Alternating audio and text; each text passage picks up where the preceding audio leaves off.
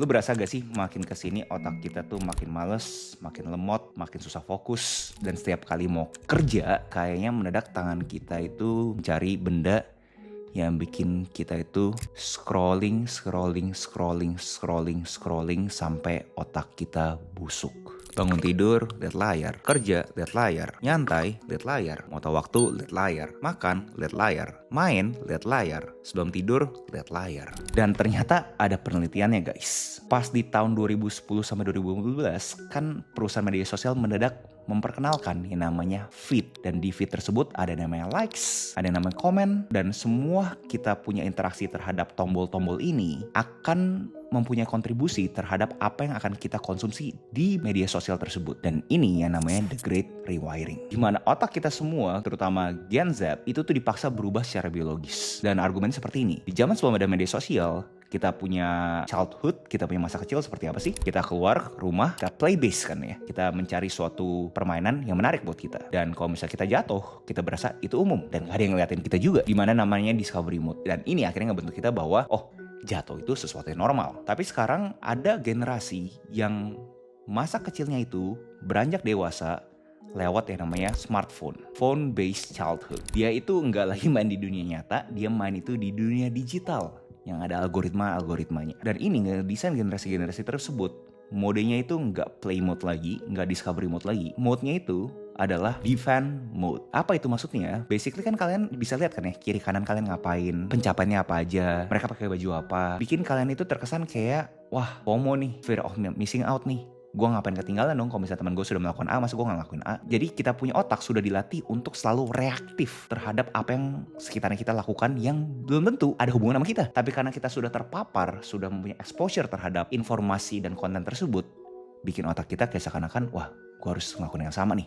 Reaktif. Bikin otak-otak generasi tersebut nggak bisa mikir secara kreatif. Makanya sekarang berasa cemas kan, ke kiri ke kanan kayak seakan-akan hidup lu di sana-sana aja, kok yang sebelah kiri sebelah kanan hidupnya makin keren. Dan ini dielaborasi dari bukunya Anxious Generation ini, bahwa ada beberapa hal yang bisa mengkategorikan generasi sekarang otaknya itu udah cacat. Pertama yang namanya social deprivation, dimana kita udah kehilangan kemampuan baca bahasa tubuh karena semua itu via chat. Padahal kalau kita ngomongin sosialisasi, kita kan butuh koneksi asli. Kalau misalkan kita ngomongin sekarang, apa sih yang kita lakuin setiap kali kita mau ketemu sama orang yang kita nggak kenal? Pada umumnya apa? DM, semua interaksinya via digital kan ya. Jadi kita tuh udah gak tahu gimana caranya kita ngobrol sama kiri dan kanan. Kemampuan sosialisasi kita semakin lama semakin menurun. Terus ada yang namanya sleep deprivation. Gue yakin banyak dari kalian yang sekarang pun juga lagi konsumsi video ini di tempat tidurnya kalian kan. Kalian prefer untuk infinite scrolling gila-gilaan sampai subuh. Kalau misalkan kalian melakukan itu terus, alhasil otak kalian tuh kagak bisa fokus guys, karena kekurangan tidur. Lalu ada yang namanya attention fragmentation. Lu bayangin setiap kali lu konsumsi media sosial,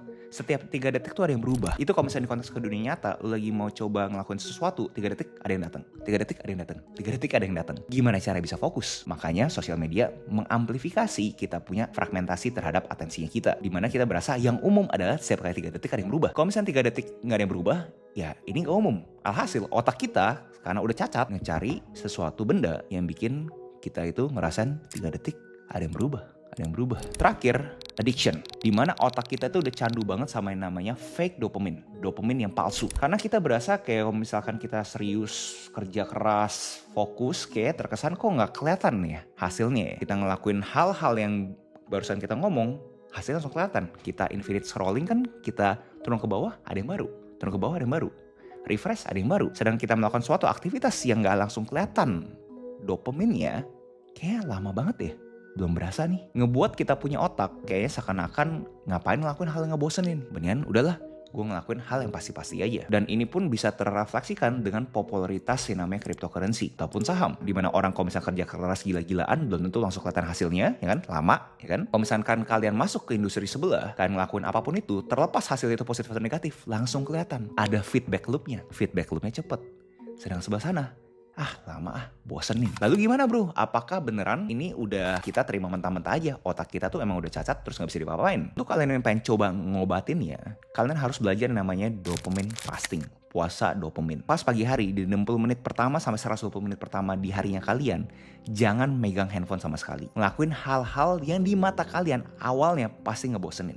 Yaitu contohnya baca buku, menulis, workout, meditasi, pokoknya apapun yang bikin kalian itu tidak menggunakan handphone. Kenapa kalian tuh harus ngelakuin ini? Karena ini akan aktifin discovery mode-nya kalian, kayak kalian layaknya lagi bermain. Karena biarin kalian itu ketemu salahnya di mana dan sendiri. Layaknya kalian pas lagi kecil itu jatuh, biarin kalian tuh jatuh ngelakuin hal-hal yang baru ini, kalian ketemu sendiri, kalian bangkit lagi. Terus pastiin kalian tuh ada yang namanya tuh phone free zone, di mana ada beberapa ruangan di kalian punya tempat tinggal yang kalian tahu nggak boleh untuk konsumsi handphone. Contoh paling gampang apa? Ya di tempat tidurnya kalian. Jangan pernah ada handphone di sekitarnya tempat tidurnya kalian. Kalau misalkan itu terlalu ekstrim, coba pastiin kalian tuh punya phone free time, di mana ada sekian waktu yang kalian sudah blok untuk kalian tuh tidak melihat notifikasi handphone. Lalu selama seminggu sekali, coba kalian itu berani ngambil resiko yang benar nyata. Contohnya seperti apa? Coba kalian itu akuisisi hal baru. Contoh kita ngomongin belajar bahasa asing. Contoh kita ngomongin ketemu sama orang yang baru. Contoh kita ngomongin presentasi ke big client. Klien yang kayak rasanya nggak mungkin lo bisa dapat. Tapi coba aja belajar hal-hal yang susah ini dan baru ini untuk ngelatih lo punya otot sosial. Langkah-langkah ini sebenarnya fungsi buat apa sih? Kalau misalkan kalian di sini pemikiran kritis pasti udah tahu kan ya. Kalian semua itu dipaksa untuk dopaminnya itu entaran, bukan sekarang. Yang bahasa kerennya adalah delayed gratification. Kalian harus menunda kesenangan kalian, semua kesenangan kalian yang kalian berasa happy ini, yang kalau misalkan kalian itu lagi bosen kalian langsung mencari kesenangan kalian,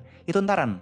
Boleh tapi entaran, tapi di ujung harinya. Dan nggak boleh juga di ujung-ujung banget, karena kan kalian kagak pengen dong kalian punya konsumsi handphone itu di kalian punya tempat tidur. Jadi paling idealnya 2 jam sebelum tidur itu udah kalian itu kagak megang handphone lagi. Tapi kalian itu mau istirahat dengan dopamin yang palsu ini boleh, tapi jangan terlalu banyak. Sangat ideal kalau misalnya itu di ujung harinya kalian, jangan di awal harinya kalian. Dan buat kalian yang masih agak skeptis, coba deh kalian itu ganti kebiasaannya kalian scrolling pas bangun pagi dijadikan scrolling sebelum masuk ke tempat tidurnya kalian. Di hari tersebut kalian cobain aja kiri dan kanan mana menurut kalian fokusnya kalian itu lebih bagus. Dan gue yakin pertanyaan kalian warga kreatif pemikiran kritis pasti berasa bahwa kalau misalkan gue udah ngelakuin ini semua, apakah gue langsung gue itu otaknya itu bisa fokus gila-gilaan, bener-bener tajam banget, atau jangan-jangan malah layaknya semua self improvement advice gitu kan, jangan pengembangan diri, dimana yang ngelakuin sekali abis itu mati. Dan gue mau memperkenalkan grafis ini dimana memang awal-awal itu kalian tuh sekarang lagi di sini. Kalian itu uninformed optimism,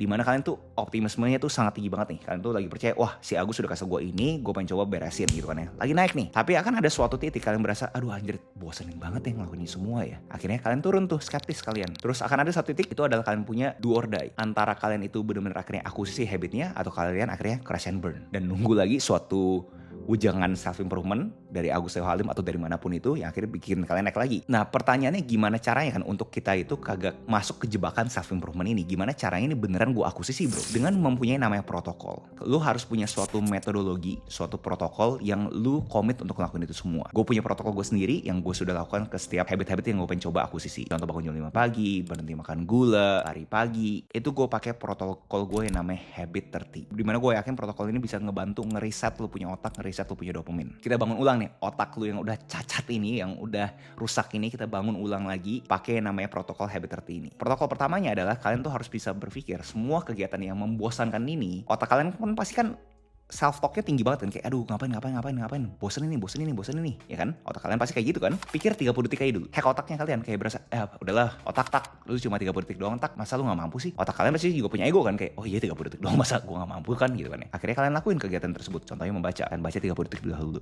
Nah itu adalah protokol pertama, 30 second. Nah lanjut, kalian itu harus konsisten selama 30 menit. Kebanyakan pemula masalahnya adalah begitu udah bisa ngehack otaknya kalian, mereka berasa, oh gue langsung gue mau hajar si Agus bilang 30 menit, gue mau 2 jam gitu kan ya. Alhasil yang sering terjadi adalah 2 jam, 120 menit kan ya, mendak, besoknya bolong. Terus mereka masih ingat lagi, hajar lagi 60 menit kan. Terus besokan lagi bolong, sekali bolong lagi.